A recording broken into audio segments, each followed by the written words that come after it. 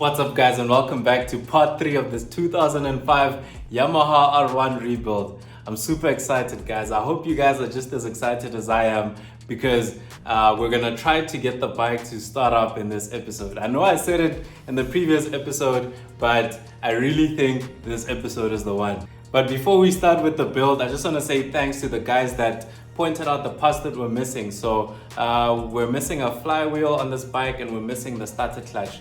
I don't want to order them just yet because I want to start the bike and see if the engine is healthy.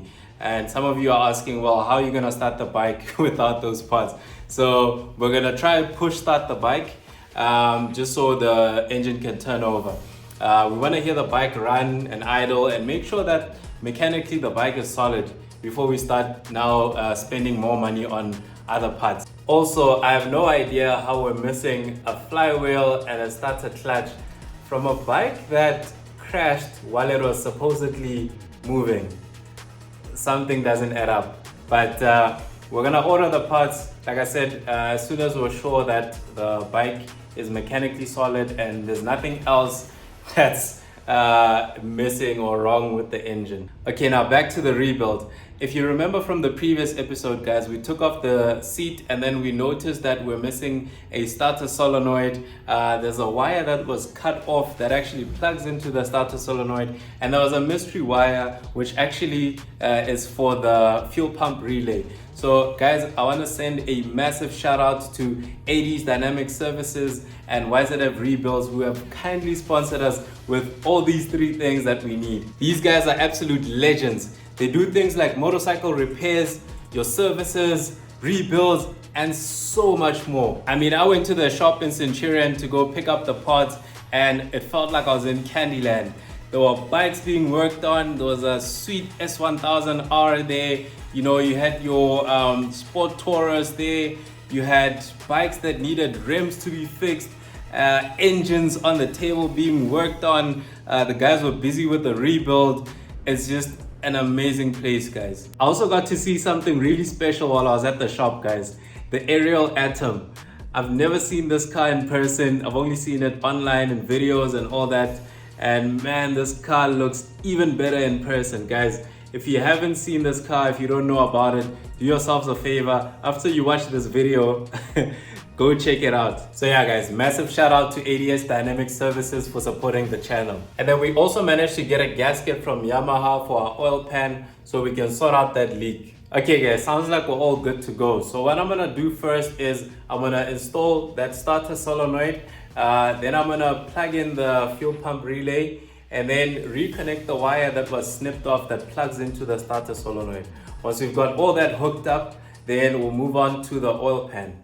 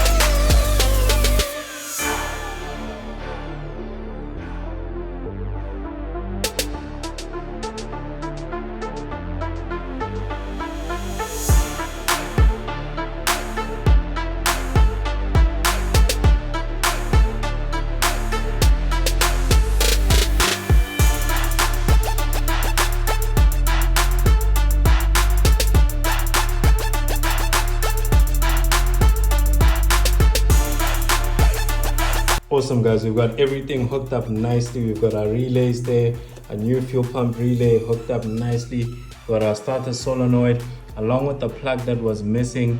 I've connected that and plugged it. Everything is nice. Battery is also plugged in. So let's try and turn on the bike and see what happens. Nice. We've got a nice fuel pump prime there. And if you check here, guys, we actually got a neutral light back, so whatever we connected here must have sorted that out. All right, guys, now that we've sorted out our electrical issues on the tail section there, we're gonna focus our attention on the oil pan. So as you can see here, there's almost no clearance for us to drop the oil pan, so we'll have to remove our exhaust. In order to do that, we'll have to undo these header bolts along the headers so that the exhaust can drop, and then we'll have enough space to remove our oil pan. Also, while we're here, some of you guys might have picked up that in the previous video we didn't put the clutch in properly. We sorted that out off camera because we noticed there was zero tension on the clutch cable. So unfortunately our clutch cover doesn't have the arrow that would line up with this dot right here, so we had to do it off by feel, but the clutch is working perfect and we got that sorted.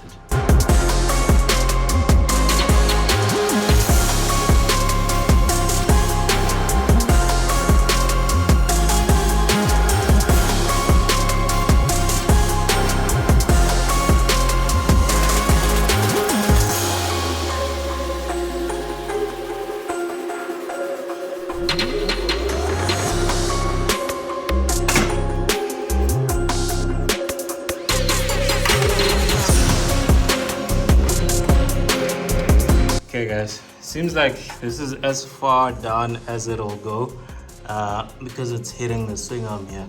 Supposed to actually undo it from over there so that this whole piece can come down, but I think we've got enough clearance here. I'm gonna try work with this. If we struggle too much, then I'll take off this whole exhaust off, but I think I'm gonna try it like this and see how it goes.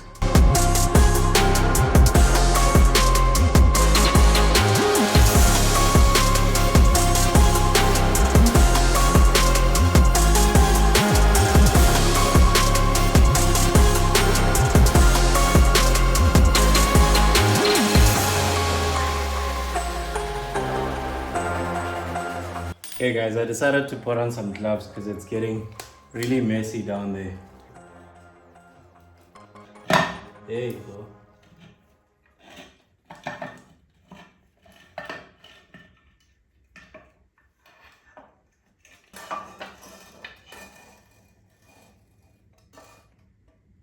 Whew, there we go guys.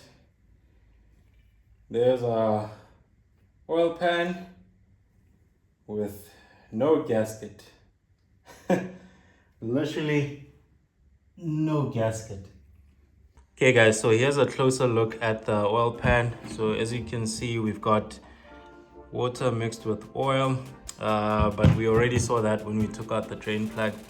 It's very filthy in here, but the thing I'm worried about the most is all these metal shavings that are in the oil pan. So we're gonna check out the bottom of the block, see if there's anything that's obvious that we can see, and then we're gonna clean out this whole entire oil pan, hit it with the pressure washer, let it dry, and then put on this new gasket that we got from Yamaha, slap the oil pan back on the bike, top up the oil, and then we're gonna try start this bike again, guys. All right guys, here we are underneath the belly of the beast. So we're trying to see if everything is still intact, if there's anything that's missing, but as far as we can see, I mean, we've got our oil strainer here. It's a little bit dirty, I mean, but that's to be expected because we found some metal shavings on the oil pan. So we're gonna take that off, try and clean out this filter here so it's nice and clean, but everything, yeah, it seems to be here. There's a water pump there slash oil pump. Really the only thing that's missing here is the gasket. Okay guys, our oil pan is nice and clean. I mean, you can even see the part number there. So we're gonna slap on the gasket, which sits like this. Nice, and now we're gonna move over to fitting this back on the bike.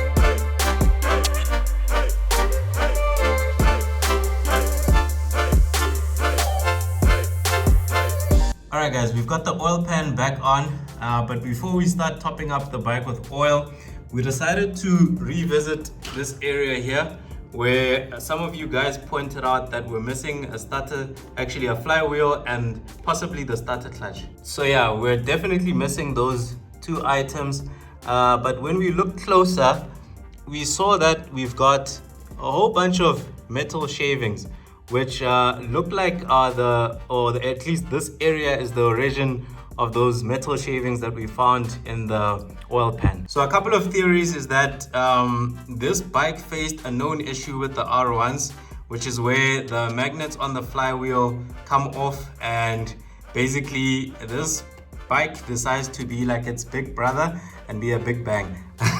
But the other theory is that something actually went wrong with the starter clutch. It started rubbing against this because we can see some scoring right over here. So that could possibly be the reason why we've got those metal shavings. So what we're gonna do now is try get as much of these shavings out of here. Then we're gonna go over to the other side and turn the bike over by hand, just so we can make sure the bike turns over freely and we don't have anything stuck anywhere where it's not supposed to. Okay, so we've got the plug that sits here off to expose the bolt, so we can turn our bike over by hand. So if we try move this, feels like it's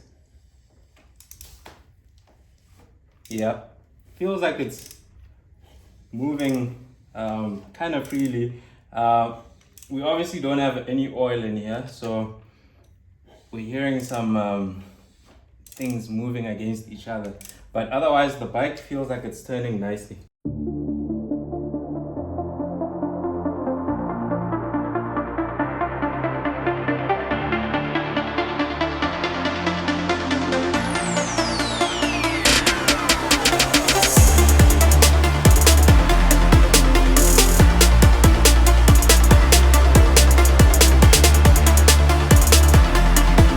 Got the headers back on, we got our stator cover back on the other side.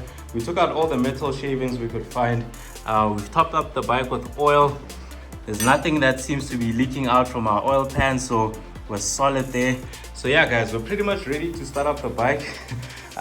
This is I'm actually a bit nervous, so we're gonna take the bike outside and try push start it. Fingers crossed we get a start from this bike, guys. I'm very nervous.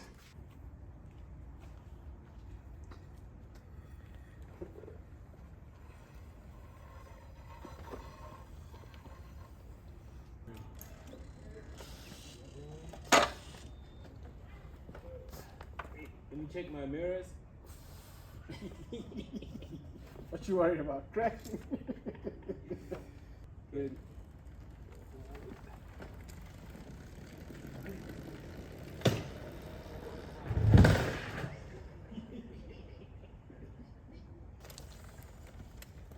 But I've already succeeded the first gear. Yeah, first requires minimal effort. Yeah. 2 requires a bit momentum. Okay. Right. Yeah, at least the clutch is working. So now you can't push it. But when I disengage, push. Clutch.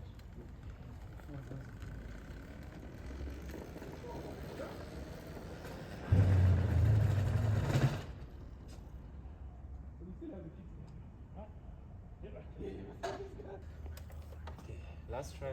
I think I'm gonna do it first. But Do it in a second. Second. Yeah. Just try it again in a second. Just without the kickstand last time.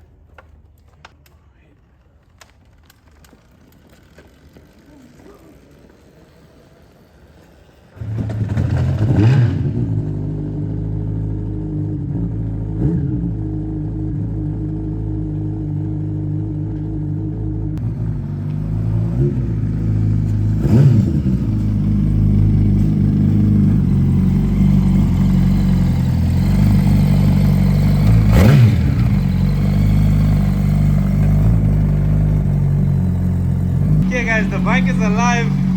It's smoking everywhere. We obviously had oil all over there. It's smoking on the exhaust. Jeez, guys.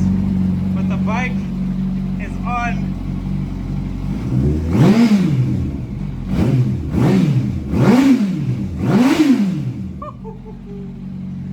It sounds super, guys. Oh man, I'm so happy. Ah, guys, I'm so happy. Whoa. Woo. Okay, guys. Whoa, guys, the bike started. Man, I don't know if you guys could hear me while the bike was on, but there's like smoke everywhere. Obviously, we had oil leaking on the headers, and everywhere we got smoke coming from the exhaust. But yeah, guys, the bike started. I'm super excited. I'm super happy, actually. Whoa. Oh man. Okay, we didn't buy a lemon, at least. So yeah, guys, as you can see, this episode turned out to be a smoking episode. The R1 started. It's running good. So we're gonna sort out a couple of more issues, but guys, I think we're gonna do that on the next episode. Thank you so much for watching, guys. Please hit the like button, subscribe if you haven't, click the bell icon, and I'll catch you guys on part 4 of this 2005 Yamaha R1 wreck bike rebuild. Peace out. Not another leak.